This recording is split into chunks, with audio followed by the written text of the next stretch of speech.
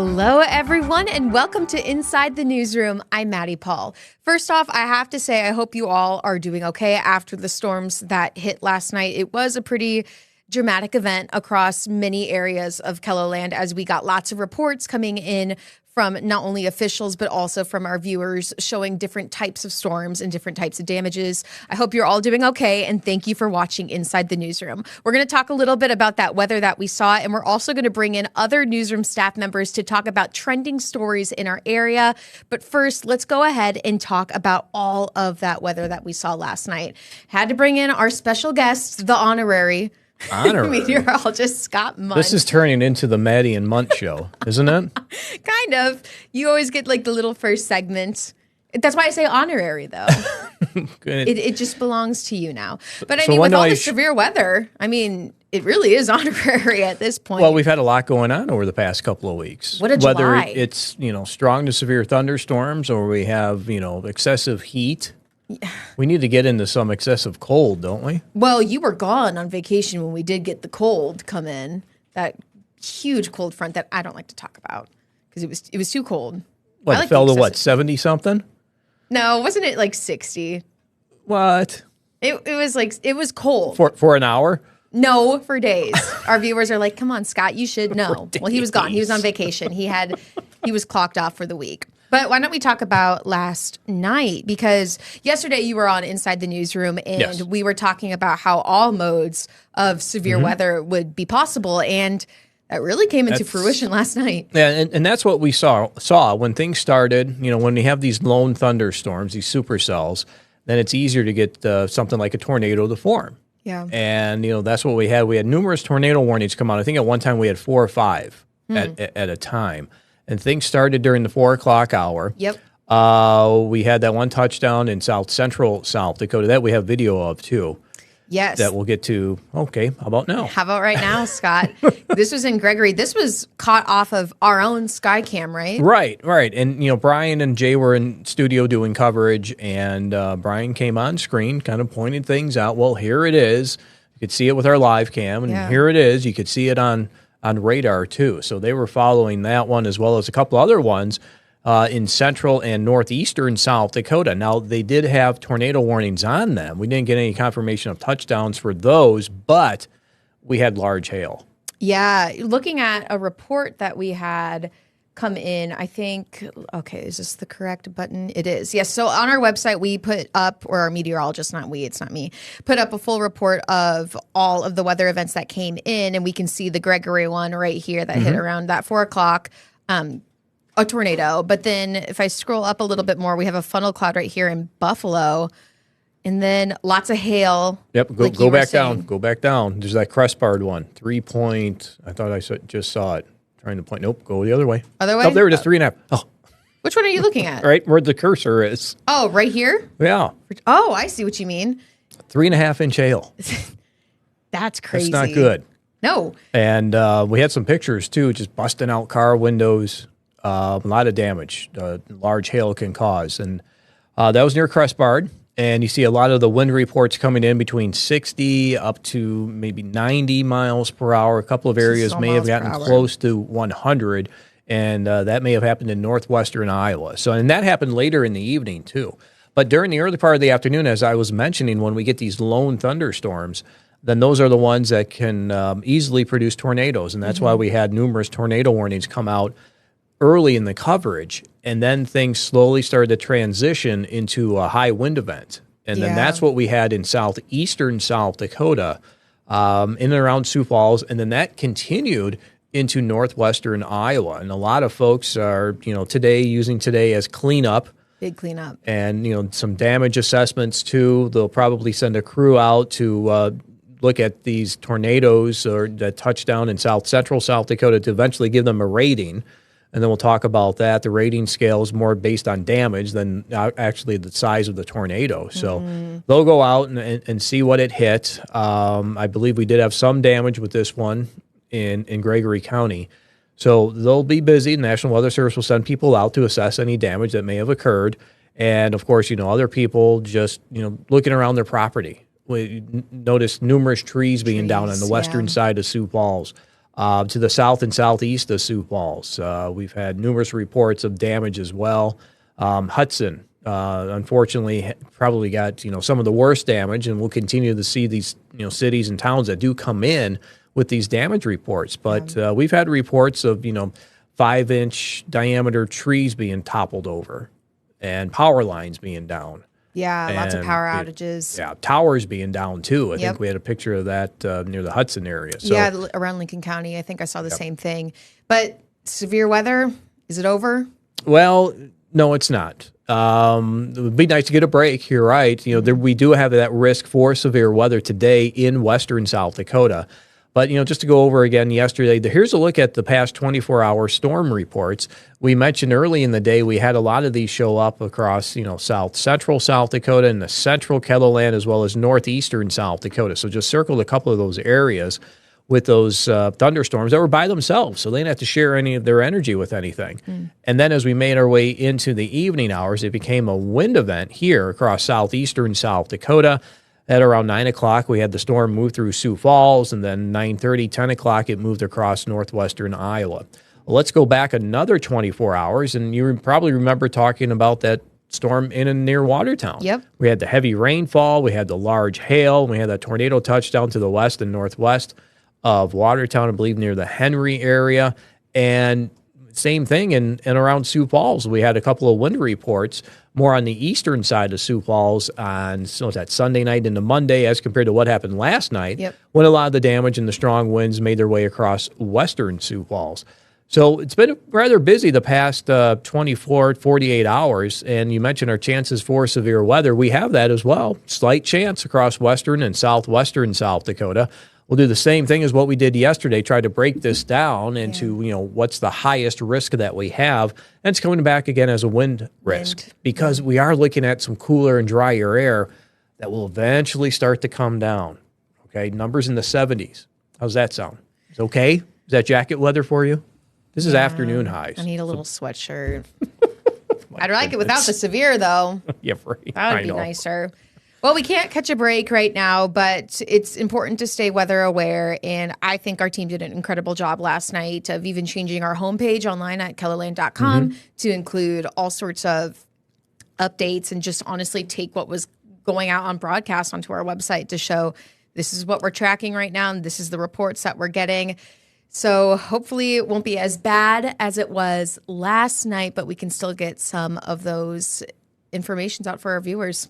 Yeah, and today we'll be across western South Dakota. Should mention, too, eastern, southeastern South Dakota, Iowa, and Minnesota. We do have rain in the forecast late this evening tonight, and I think the main threat of anything will be heavy rainfall in the east and southeast. So that's something worth paying attention to for late this evening and into the overnight hours. Well, Scott, thank you for joining me here at the Digital Desk. I appreciate it. And we are covering lots of damage report that we're seeing across multiple cities across Kellerland area. So stay tuned for those stories that are coming out tonight on our evening newscast. And stick around for Inside the Newsroom. Now we're going to be talking about some trending stories that we saw that aren't necessarily weather related, but still very important. We're going to have our reporter Tom Hansen come up next after the break.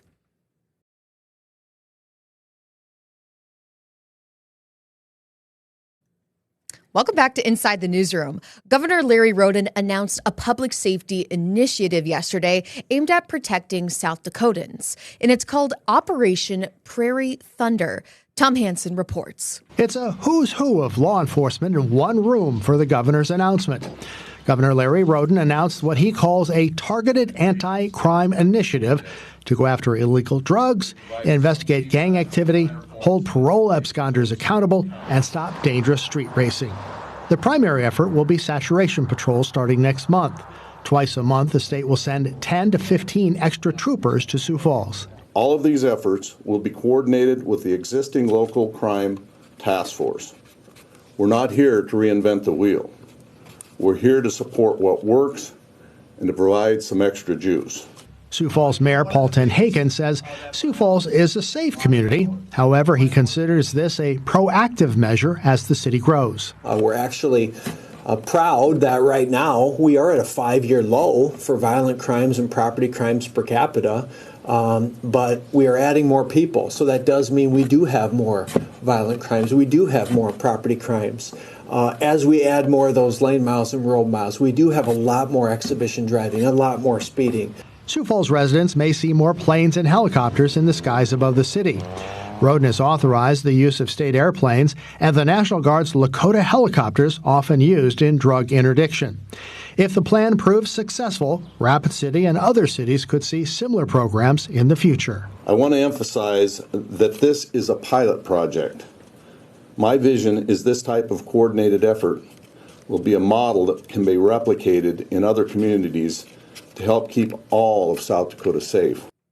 Tom Hansen joins us now at the digital desk to talk a little bit more about this story. Tom, I want to start with your first line in the package, and I'm going to read it back to you in case you forgot. Okay. You say it's a who's who of law enforcement in one room for the governor's announcement. I thought that was such an interesting line because I obviously wasn't there for the announcement, but it really paints a picture of who's who in the room. I wanted to ask you, why did you start with this line and what was it like in that room during the announcement? Very insightful, Maddie. Yeah. It struck me as we were tucked away in the room and there was nobody there yet, just an empty podium. And then people just started filing in and one at a time. And I'm going, that's the chief, that's the sheriff, that's the other sheriff. It was just, oh man, there are a lot of people. I didn't realize how many people were there representing law enforcement yesterday. So that's where that line came from. It's like, whoa, there's a lot of firepower in this room right now. No kidding. And you didn't know what the announcement was going in? No. I mean, we had a hint because we were in the room and the podium had, that right there on it. So we knew it had something to do with this operation, but we had no idea what that operation was. Until the governor came out and announced what it was. Yeah, and there's a lot of pieces to this proactive initiative, And so you touched on this in the story, but let's say it again for people who may have missed it. What do you think is the first thing our viewers will notice out of this initiative? Probably, well, especially when they do these saturation patrols, which they're going to do, I think, twice a month. They're going to send those 10 to 15 extra highway patrol troopers to Sioux Falls. I think we're just going to notice a much higher police or law enforcement presence. And then, as I said in the story, they're going to be using all the state assets, whether that be the planes or those Lakota helicopters, which they're pretty bad. I can't say the word, but bad looking. Yeah, that stood out to me too with all that's like coming out, like seeing more helicopters, which is interesting when the mayor came out and spoke too and said that this is a safe community, Sioux Falls, and that this is just to help for the growth that they're seeing in the city right now. And then also potentially the trickle that it could have with Brookings and Rapid City coming out of something like this too, because this is just an initiative, right? Yeah. And, that's one of the things that I wanted to make sure that the governor wanted to stress that this was a pilot project. So that's why I wanted to end on that, to make sure that people understood that, this is the first of possibly many. This is a pilot project. And of course, a pilot that means they're just trying this out. They're going to try it out, see what works, what doesn't, maybe throw some things in, maybe throw some things out, and see if they can't hone this in. Sheriff Milstead was requesting the governor actually assign these highway patrol troopers to the task force permanently, but because of I guess I would say a shortage of highway patrol troopers at this point, they really can't do that yet. But that could be something we see down the road. And by the way, they are recruiting highway patrol troopers. So if you're thinking about a career in law enforcement, I'm sure they'd love to with all this apply. going on. Yeah. Well, was there anything else that you heard during the announcement that wasn't included in your story, but you think our viewers should know? Well, this had so many facets to it that we kind of split this into two stories, because Gracie Terrell from our digital team came in and she did the ICE angle. And part of that is that the state highway patrol, Department of Corrections are going to be working with ICE, and some National Guard troops will actually be assigned to do some of the, more or less the paperwork. National Guard troops will not be out, according to the governor, they will not be out arresting people. They're just going to be giving that support that will allow the ICE agents to be actually out there. So the representative from ICE from Minneapolis was in the room too. And we rarely hear from ICE, so that was interesting to have him here and representing ICE. And that was Gracie's story, because you're saying like the ICE, you're right, the ICE wasn't really covered in your story as too much, but that was a dual coverage story. Yeah, and that's why we decided to split it up, because when you do a story, you want to keep a focus. And if you're talking about something and then you're talking about something else, people are busy. They're at home. They're doing dishes. If you miss something, then all of a sudden you're confused. Yep. So it's a lot easier to do a story and focus on one aspect of it when there's so many moving parts to this. And that's what the governor said. The governor said there are a lot of moving parts. Yes. And what story are you working on for tonight? Tonight, the town of Hudson, which, by the way, is the easternmost community in the state of South Dakota, was hit pretty hard last night by the storms. So we're going to be talking with the mayor, talking with the emergency manager for Lincoln County, and take a look at some of that damage. Well, Tom, thank you so much for joining me here at the Digital Desk to talk about these two stories. And our viewers, you need to stick around, because up next, we are talking about a young entrepreneur, an 18-year-old, in fact, who has transformed an old school bus into a retail store. Yeah, you're going to want to see this. We're going to have more when we come back on Inside the Newsroom. And welcome back to Inside the Newsroom. A Sioux Falls teenager has transformed an old school bus into her own mobile thrift store. If you don't believe me, you have to see the story for yourself. Our reporter, Carly Phillips, joins me now at the Digital Desk to talk about this inspiring story of a young entrepreneur. This was an Ion Kellerland story, Carly. And to help our viewers understand a little bit about what that means, how would you describe the difference between an Ion Kellerland story versus something we see every night on an evening newscast? And Ion Kellerland is definitely a longer feature story. So usually on our daily stories, we get maybe a minute to a minute and a half to kind of get everything out that we want to say. But with an Ion Kellerland, you can definitely fit more of your story in there and kind of make it, more of that 2.5 to 4 minute long segment, which is really, really cool. Yeah. And because this story was more longer form, how were you able to flesh out this story of this teenager, Madison? Yeah, so I kind of liked to start with how she kind of got the idea in the first place. And she always loved thrifting and vintage clothing and knew that she wanted to own her business. So I was able to kind of take some more time and set the story up and then go into the fact that she was able to actually start her own mobile thrift store, which is on a bus that she received as a gift. How did she get that as a gift? It's so interesting that you just get an old school bus. And then also, was it kind of difficult to turn into this store, basically? Yeah, so she had told me that it was a family friend that had given it to her. It was just kind of sitting on their property, not being used, and they knew that this was something that she wanted to do. And then she actually, with the videos you can kind of see playing in the pictures, she had to rip out all the old seats and repaint it, and she did that all herself. And then with the help of her dad, too, he really helped her out a lot. What's that relationship like, her and her dad putting this all together? Well, I could tell that they were really close when I was filming and interviewing them, and they sound like they're a really great team. And I think, that's got to be awesome to be able to have your dad kind of be there to help you kind of guide through you starting your first business. I mean, that's huge. And the fact that she's doing this right as a high school graduate is really impressive. No kidding. Like, the young entrepreneurship is really shining. And, you were talking about how she has like this love for thrifting and now obviously this love for curating. But why did she want to start this in the first place? Is it just about reselling clothes?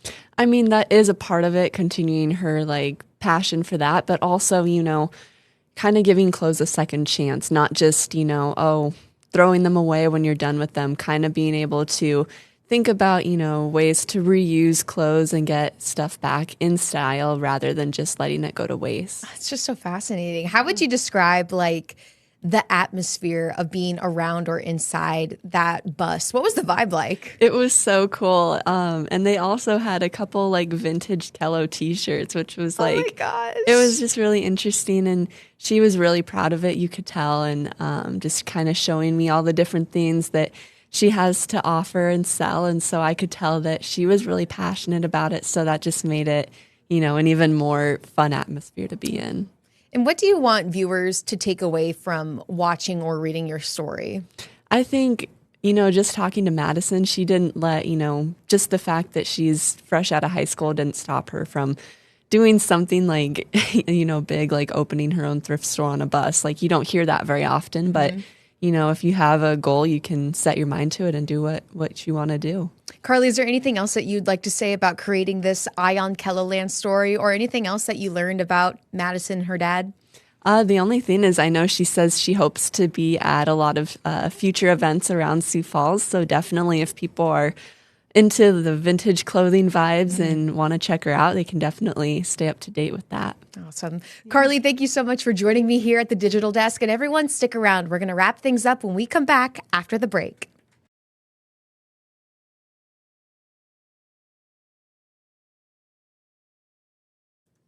Well, that's all the time that we have today for Inside the Newsroom. Thank you for watching. Stay weather aware. And until next time, have a great day, everyone.